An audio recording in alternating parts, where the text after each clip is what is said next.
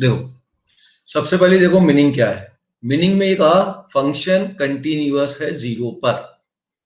अगर function zero पे continuous है, ये कह रहा है एफ एक्स इज ये कह रहा है f x is continuous at x equal to zero. अगर एफ एक्स जीरो पे कंटिन्यूअस है, इसका मतलब जीरो पे जो लेफ्ट हैंड लिमिट होगी, limit h tends to zero minus h कह लो या जो भी कह लो, f of zero minus h, और जीरो पे जो राइट हैंड लिमिट होगी h tends to zero f of zero plus h, और जो वैल्यू ऑफ फंक्शन होगा एफ ऑफ जीरो, ये सब इक्वल होना चाहिए, तभी कंटिन्यूअस है। और वैल्यू ऑफ फंक्शन तो ऑलरेडी दिया जीरो, मतलब ये पूरा जीरो होना चाहिए। मतलब लेफ्ट हैंड लिमिट भी जीरो होना चाहिए, राइट हैंड लिमिट भी जीरो होना चाहिए, दोनों एक साथ जीरो होने चाहिए। तो चलिए अब दोनों लिमिट निकाल लेते हैं, देखते हैं दोनों जीरो कब हो रहे हैं, वैसे ही हम निकाल लेंगे। सो ये हो जाएगा limit h tends to zero f of zero minus h, तो माइनस एच पुट कर दो एक्स की जगह, तो माइनस एच की power m sine one upon minus h, ठीक है। This should be equal to limit h tends to zero f of zero plus h, तो एच की power m sine one upon h, और ये limit होना चाहिए था क्या, ये लिमिट होना चाहिए था जीरो, ठीक है। अब ध्यान दो, अब कैलकुलेशन पर गौर करते हैं।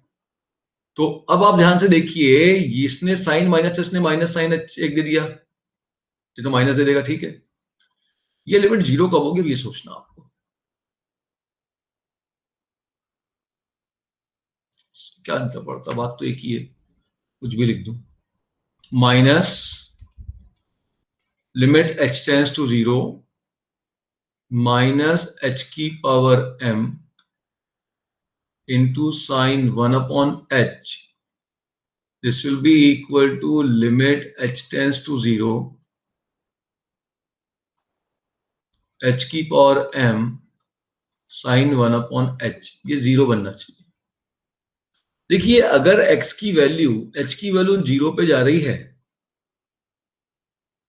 h की वैल्यू अगर जीरो पे जा रही है, तो साइन वन अपॉन जीरो, ये वन अपॉन जीरो तो इन्फिनिटी हो जाएगा, और साइन इन्फिनिटी एंगल बहुत बड़ा हो गया, तो एंगल कितना भी बड़ा हो जाए उसकी साइन की वैल्यू हमेशा माइनस वन से प्लस वन के बीच में आएगी। तो ये तो एक फाइनाइट क्वांटिटी है, ठीक है। अब इस फाइनाइट क्वांटिटी के साथ जो मल्टीप्लिकेशन में चाहिए वो ऐसी क्वांटिटी चाहिए जो इसको जीरो बना रही हो। तो नेचुरल सी बात है कि इस फाइनाइट के साथ जो मल्टीप्लिकेशन में आ रही है वो क्या होनी चाहिए, जीरो कब मिलेगा। मैं इसको फिर से लिख देता हूं, minus limit h tends to zero minus h की power m into any quantity या any value between minus one and plus one is equal to limit h tends to 0 h की power m into any value between minus 1 and plus 1 and this quantity must be equal to 0। ये मैं कह रहा हूं, इसको zero होना चाहिए। अब बताओ, ये तो एक फाइनाइट क्वांटिटी हो गई, कोई वैल्यू आ सकती है इसकी कुछ भी। अब ये जीरो कब मिलेगा, ये लिमिट की वैल्यू जीरो कब होगी, जब ये जीरो होगा। अब आप ये सोचो कि m के ऊपर क्या कंडीशन डाले कि ये हमेशा जीरो रहे। ये h जीरो नहीं है, h जीरो नहीं होता, h की वैल्यू है 0.0000001, ये है h, इसको जीरो मत मान लेना exact. Navnika is saying m is greater than zero, option दिए है ना मैंने, ऑप्शन भी यूज कर सकते हो आप। m is greater than zero, m is greater than 1, m is greater than equal to zero, m is greater than zero less than, सब ग्रेटर देन जीरो ही तो दे रखा है यार। है ना? Numerical is saying m is greater than 0। देखो m इज ग्रेटर देन 0 पे क्या होगा, अगर m 0 से बड़ा है और h तो 0.001 है, इसको ऐसा समझो, h क्या है, h क्या है, h तो 0.001 है, और उसकी पावर में अगर आपने m की वैल्यू 0 से बड़ी ले ली, मान लो 0.1 ले लिया, 1 ले लिया, 2 ले, कुछ भी ले ली, 2 ले ली या 0 से बड़ी कुछ भी ले सकते हो आप, तो ये क्वांटिटी हमेशा एक फाइनाइट क्वांटिटी आएगी, देखिए 0 के पास अप्रोच करेगी। ठीक है, क्लियर दिख रहा है? लेकिन अगर आपने यहां पर +2 की जगह अगर बच्चे ने बोला सर एक काम करो -2 ले लेता हूं, अब क्या हो जाएगा, अब ये नीचे पहुंच जाएगा, अब ये क्वांटिटी 0 पे अप्रोच करेगी और 1/0 इन्फिनिटी हो जाएगा। तो बहुत क्लियर है कि ये क्वांटिटी आपकी जो 0 से बड़ी होनी चाहिए। अच्छा 0 हो जाएगा तब क्या होगा, एनी नंबर पावर 0 कितना हो जाएगा, 1 हो जाएगा, तो ये 1 बन जाएगा। इसका मतलब ये तो पॉजिटिव, ये तो कोई क्वांटिटी आ गई, कोई वैल्यू आ गई -1 से 1 के बीच में, लेकिन रिजल्ट हमें क्या चाहिए था, 0 चाहिए था। प्रोडक्ट 0 चाहने के लिए इसको 0 होना पड़ेगा। Therefore I can say that limit h tends to 0, h की power m must be equal to 0। इसी को 0 होना पड़ेगा, और इसको 0 होने के लिए m को पॉजिटिव होना पड़ेगा। अगर m नेगेटिव हो गया तो इन्फिनिटी हो जाएगा, और m 0 हो गया तो 1 हो जाएगा। Therefore I can say that m should be greater than 0।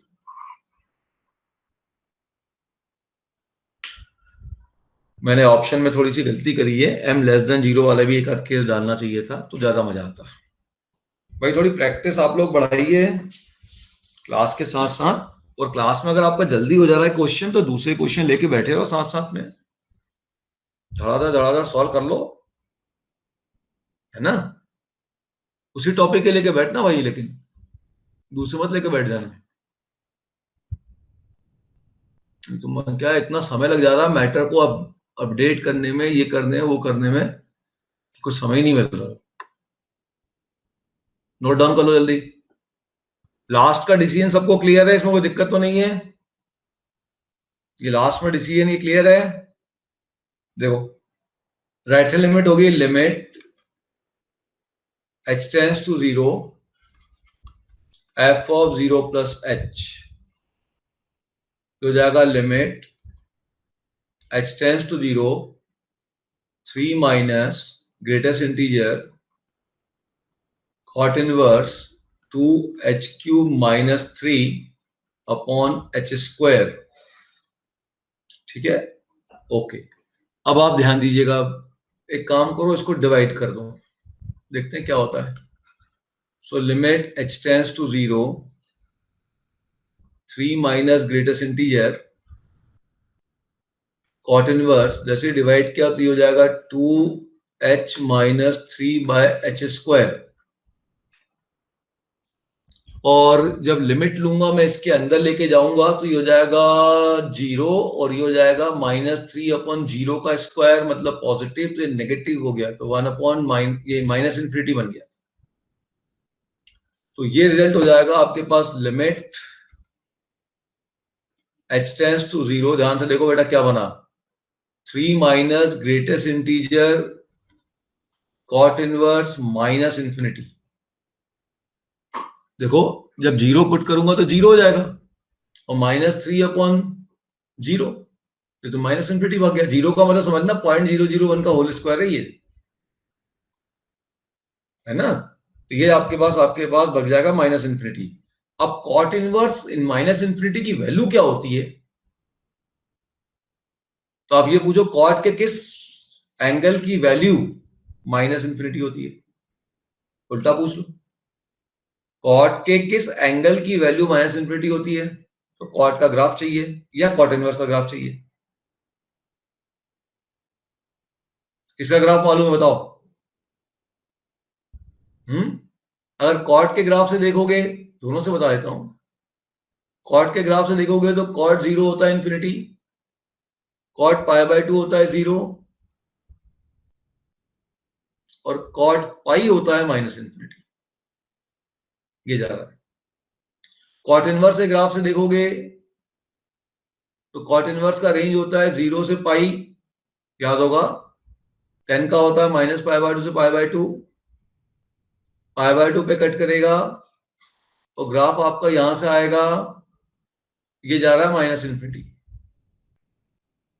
आप किसी भी वे से देख लें, क्वेश्चन में कुछ नहीं है, बहुत सिंपल क्वेश्चन है, किसी वे से देख लें, कॉट इनवर्स -∞, अगर आप कॉट इनवर्स से ग्राफ से देखेंगे तो पाई है, और कॉट के व्यू से देखेंगे कॉट के किस एंगल की वैल्यू -∞ है, तो कॉट का ग्राफ है, ये कॉट इनवर्स का ग्राफ है। दोनों ही एंगल से देख लें कि कॉट के किस एंगल की वैल्यू -∞ है, तो कॉट पाई की वैल्यू -∞ है। तो ये जो अंदर की क्वांटिटी है that will be equal to nothing but 3 minus greatest integer pi, और पाई मतलब 3.14, 3.14 का ग्रेटेस्ट इंटीरियर वापस 3 हो गया, तो 3 माइनस 3 हो गया 0, राइट हैंड लिमिट आ गई 0, लेफ्ट हैंड निकालो। हाँ जी, लेफ्ट हैंड में देखो क्या कहा हमने, limit h tends to 0, left hand limit को देखो,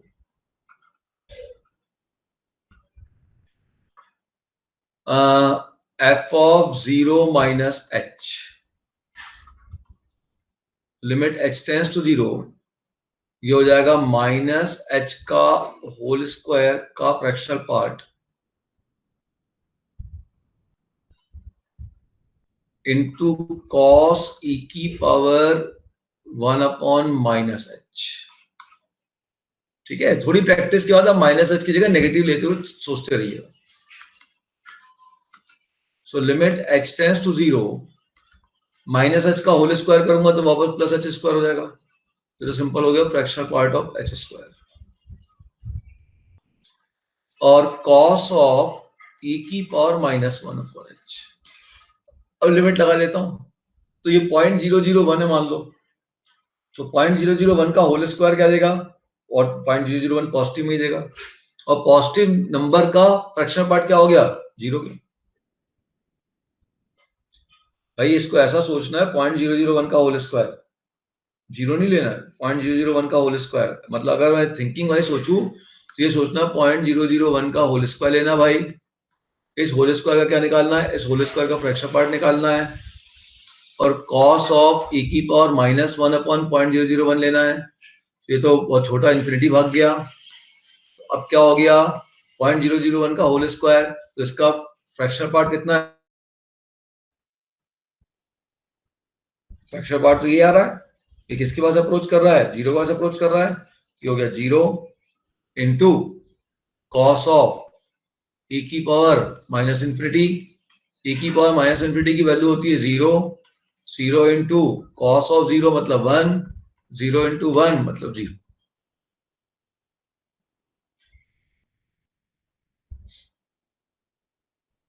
तो लेफ्ट से भी 0 आ गया, राइट से भी 0 आ गया, और वैल्यू भी 0 हो गई, 0 का फ्रैक्शनल पार्ट 0 ही होगा, वैल्यू भी 0 हो गई, इसका मतलब फंक्शन कंटिन्यूअस हो गया।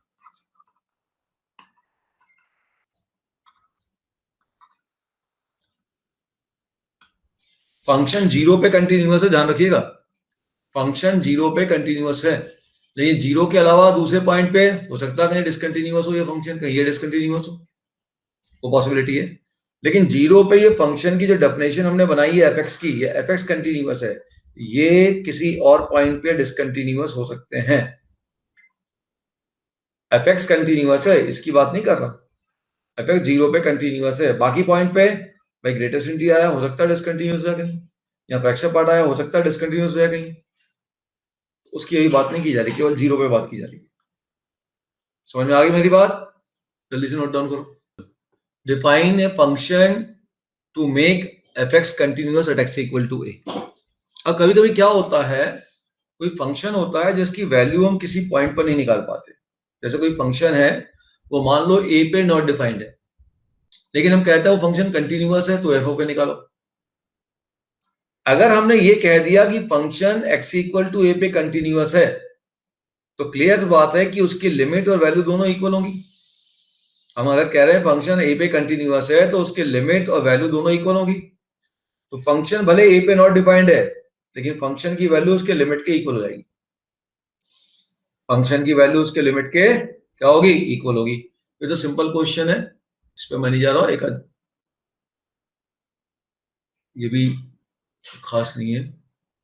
चलो इसको पहले लेते हैं, इसमें थोड़ा सा फार्मूला देखना है आपने, फार्मूला कैसे यूज करना है बताओ।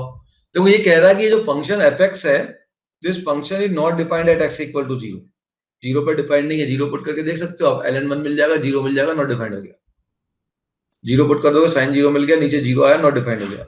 तो फंक्शन जीरो पे तो नॉट डिफाइंड है, लेकिन इसकी आपको वैल्यू निकालनी है जीरो पे ही। कब निकालनी है? जब फंक्शन कंटिन्यूअस है।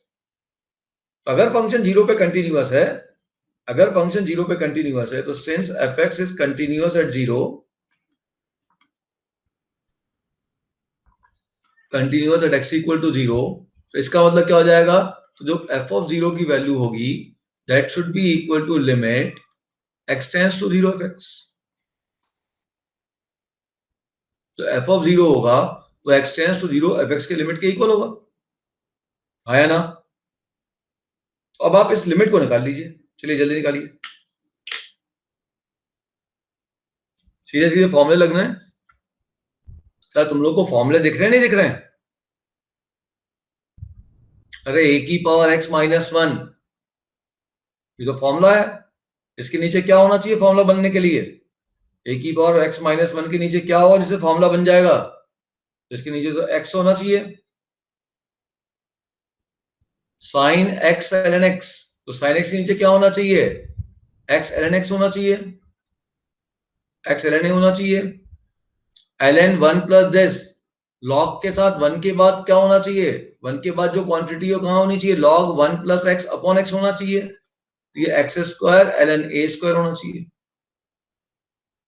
अब यहां पे देखिए आपने एक्स क्यूब से डिवाइड किया तो एक्स बैलेंस करने के लिए एक्स क्यूब से मल्टीप्लाई कर दो, या एक्स एल एन एक्स से डिवाइड किया तो एक्स एल एन ए से मल्टीप्लाई कर दो, और यहाँ x square l n a square से मल्टीप्लाई कर दो, क्वेश्चन खत्म हो गया। ये आपके पास फॉर्मूला बन गया। कौन सा फॉर्मूला बन गया बताइए? ये बन गया आपके पास एल एन ए का whole cube into x cube upon sine x upon x, ये वैल्यू जीरो की तरह अप्रोच कर रही है जब एक्स जीरो जा रहा है, sine x l n x upon x l n a, जब एक्स जीरो होगा तो कोई ऑटोमेटिक जीरो बन गई, one one plus x upon x zero की तरह अप्रोच कर रहा है, ये भी हो गया वन, ठीक है, इनटू नीचे क्या आया? X into x, x cube into l n a आया, और एल एन ए स्क्वायर को लिख दिया two l n a, x cube से एक्स क्यूब कटा, एक एल एन ए से एक एल एन ए, दो एल एन ए कट गया तो l n a upon two, तो ये ऑप्शन सी आ गया। सीधा सीधा फॉर्मूला बेस्ड क्वेश्चन दिया मैंने कि किस तरीके से फॉर्मूलेस को आप अरेंज करोगे,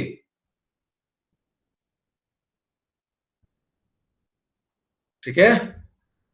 देखो ध्यान से भाई, ए की पावर एक्स माइनस वन के नीचे एक्स चाहिए था, साइन के अंदर जो क्वांटिटी थी उसके नीचे वो क्वांटिटी चाहिए होती है, लॉग में वन के बाद जो क्वांटिटी थी उसके नीचे वो क्वांटिटी चाहिए होती है, सबको मल्टीप्लाई कर लिया, और ये सब क्वांटिटी जीरो पे अप्रोच कर रही है इस एक्स के कारण, तो ऑटोमेटिक पूरे फॉर्मूले बन गए, वन वन वन वन बन गया, इधर लॉग ए का होल क्यूब आ गया, इधर जितना बैलेंस किया सॉल्व कर दो, सिंपल तो क्वेश्चन है।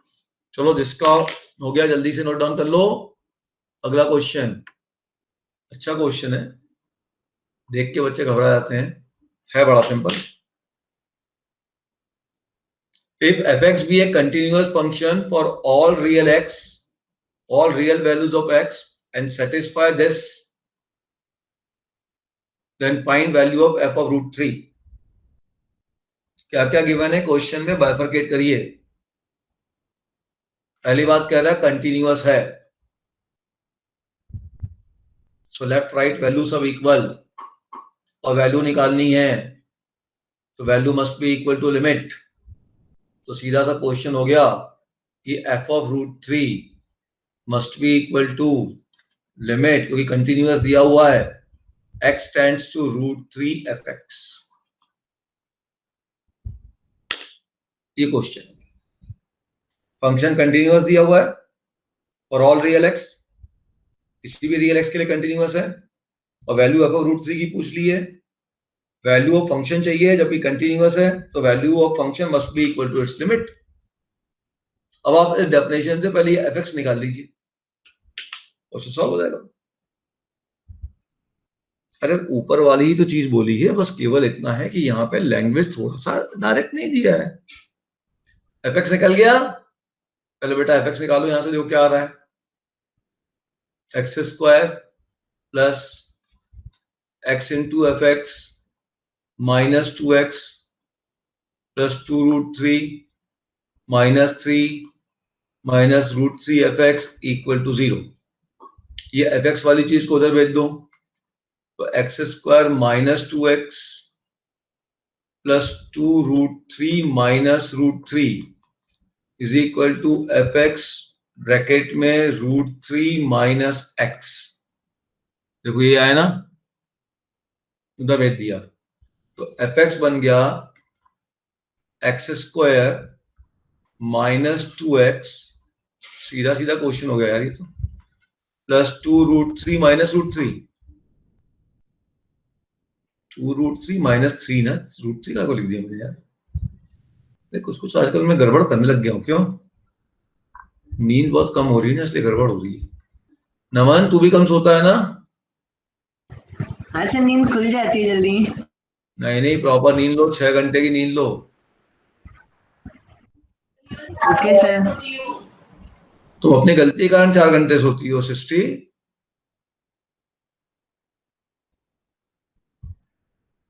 रात को जल्दी सो, किसने मना किया? दोपहर में आधा घंटा सो। ये क्वेश्चन बना। अब आप ध्यान से देखो कि अपने को फैक्टर बनाने हैं, √3 माइनस एक्स कैंसिल करना है। देख तो रहा, खत्म तो हो गया क्वेश्चन यार। क्या तुम लोग इतने सिंपल क्वेश्चन में कहां अटके पड़े थे यार। एक्स टेंड्स टू √3, अब इसको इसको एक साथ ले लो, एक्स स्क्वायर माइनस √3 का होल स्क्वायर लिख दो, -2 कॉमन ले लो, एक्स माइनस √3, नीचे हो गया माइनस कॉमन ले लो, एक्स माइनस √3, काट दो, ये एलोस्पिटर रूल लगा दो, खत्म हो गया क्वेश्चन। अब ये देखो, एक आध क्वेश्चन ये समझा दूं, finding unknown parameter if f x is continuous at x equal to a. देखो अगर function x equal to a पर कंटिन्यूअस है, कल इस पर थोड़ी प्रैक्टिस करेंगे और फिर उसके बाद आगे बढ़ेंगे।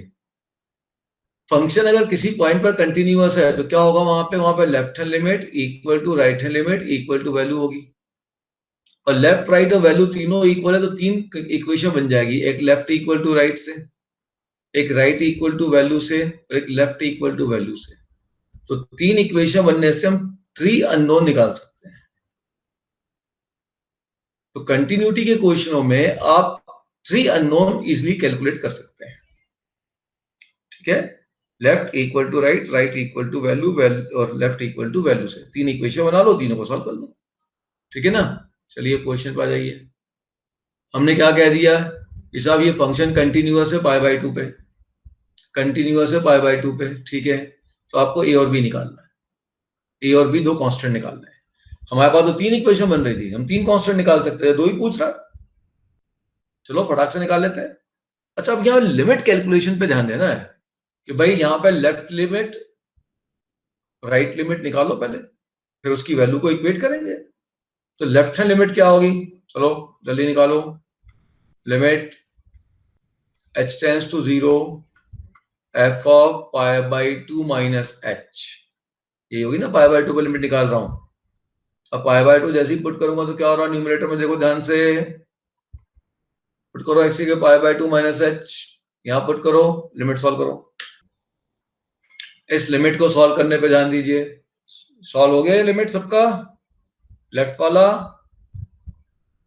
करो करो करो करो बेटा, ध्यान से करो, तो स्कूल का क्वेश्चन है, बस कैलकुलेशन ध्यान से करना है।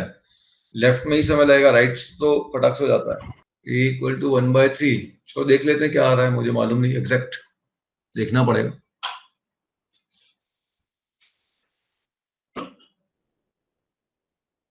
इसकी लिमिट निकालने के लिए ध्यान दीजिएगा, सबसे पहले आप लोग क्या करोगे, सबसे पहले एक काम करो, डिनोमिनेटर की डिग्री डिसाइड करो, डिनोमिनेटर में से फंक्शन को हटाओ। तो साइन, ये 3 तो बाहर निकाल देता हूं, sine h square, sine square h के नीचे h डाल दो, इसका कर दो होल स्क्वायर, एच स्क्वायर से डिवाइड किया तो एच स्क्वायर से मल्टीप्लाई कर दो। अब ये बन जाएगा 1 और डिग्री बन गई नीचे की 2। नीचे की डिग्री 2 और ऊपर क्यूब दिख रहा है। अब यहाँ लगा लो a cube minus b cube का फॉर्मूला। एक लाइन का क्वेश्चन है, 1 माइनस cos h a cube minus b cube into cos square h plus cos h plus 1।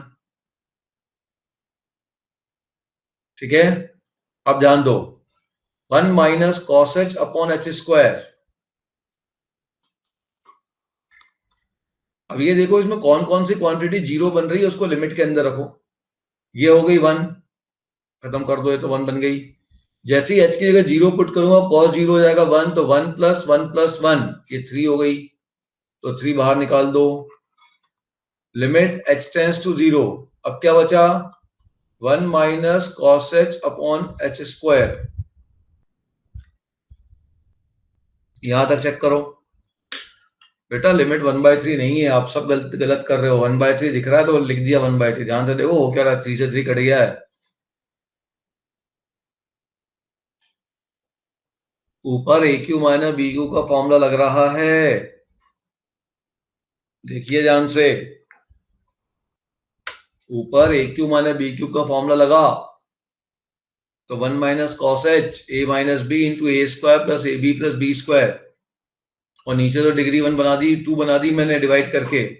अब जैसे ही जीरो पुट करूंगा तो कॉस जीरो होता है 1, 1 प्लस 1 प्लस 1 3। ये जीरो नहीं बना, जीरो ये बन रहा है और ये बन रहा है, बाकी ये सब तो वैल्यू दे रही है, सबको बाहर निकाल दिया मैंने। अब सर 1/2 1 माइनस cos h upon h square, 1 माइनस cos h upon h square, इसकी वैल्यू तो तुम सबको याद हो गई होगी अब तक बेटा। 1/2 नहीं याद है तो भाई एक्सपेंशन लगा लो। So limit h tends to 0, नीचे एच स्क्वायर है, कॉस एच का एक्सपेंशन क्या होता है 1 minus h square by factorial 2, और बड़ी पावर होती है उसकी जरूरत ही नहीं है। ब्रैकेट ओपन करो, 1 से 1 कैंसिल, एच स्क्वायर से एच स्क्वायर कैंसिल, 1/2 आ गया आंसर। क्यों जल्दबाजी मचा रहे हो तुम लोग, थोड़ा ध्यान दो बेटा। यहाँ पे आपके पास यहाँ पे ए क्यूब माइनस बी क्यूब लगेगा। क्यों लगेगा, क्योंकि जब h की जगह जीरो पुट करूंगा तो cos 0 1 बनेगा, 1 माइनस 1 0, जीरो इस माइनस ने बनाया है, ये माइनस हटाना पड़ेगा आपको। तो माइनस हटाने के लिए मैंने ए क्यूब माइनस बी क्यूब लगाया, लेकिन फिर माइनस बच गया, अभी भी नहीं हटा, यहाँ फिर बच गया है। अब इसको हटाने के लिए अब या तो इसको साइन में कन्वर्ट कर लो या एक्सपेंशन लगा लो। तुम लोग का 3 की 1/3 एरर हो गया था। जल्दीबाजी मत मचाओ, बहुत जल्दबाजी नहीं करनी है, रेटे निकालो जल्दी। क्लास में वर्कआउट करते समय बहुत जल्दबाजी नहीं करनी, बिल्कुल आराम से। अच्छा, दोनों ने एक ही गलती की, cos 0 को 0 ले लिया नहीं वो भी ले लिया, cos 0 को तुमने 0 ले लिया तो 1/3 आया, तो ये 1/2 ये भी तो दे रहा है, तो 1/6 आना चाहिए था फिर तुम लोग का आंसर। ये लिमिट क्यों नहीं कैलकुलेट किया तुम लोगों ने? अच्छा, वहां से तुमने फिर गलती करी है, ठीक है समझ गया ठीक है, इन्होंने क्या किया समझ लो, ये भी तरीका है। साइन स्क्वायर एच को लिख दिया 1 माइनस कॉस स्क्वायर एच, और ऊपर a cube minus b Q और नीचे ए स्क्वायर माइनस बी स्क्वायर लगा दो, तो 1 माइनस कॉस एच कट जाएगा, फिर पुटिंग कर दो, वो भी कर सकते हो। ये तो बहुत इजी लिमिट है, ये तो वही बनेगी जो ये वाली बनेगी, ये तो लिखी है वो, पुट कर लो ना, वही π/2 कॉस बन गया और ये आपका एच स्क्वायर बन जाएगा, ये लिमिट आ गई वापस। जल्दी करो बेटा, बस आज खत्म कर रहे हैं इसको, क्या हो गया। कल सुबह मिलते हैं 10 बजे आपसे, तब तक थोड़ी सी लिमिट की रिवीजन कर लीजिए। इतना लिमिट पढ़ा दिया बेटा मैंने तो भी फिर मजा नहीं आया मुझे आज। मुझे तो लग रहा था आज तुम धड़ाधड़ सॉल्व करोगे, आज पूरी शीट खत्म कर दूंगा।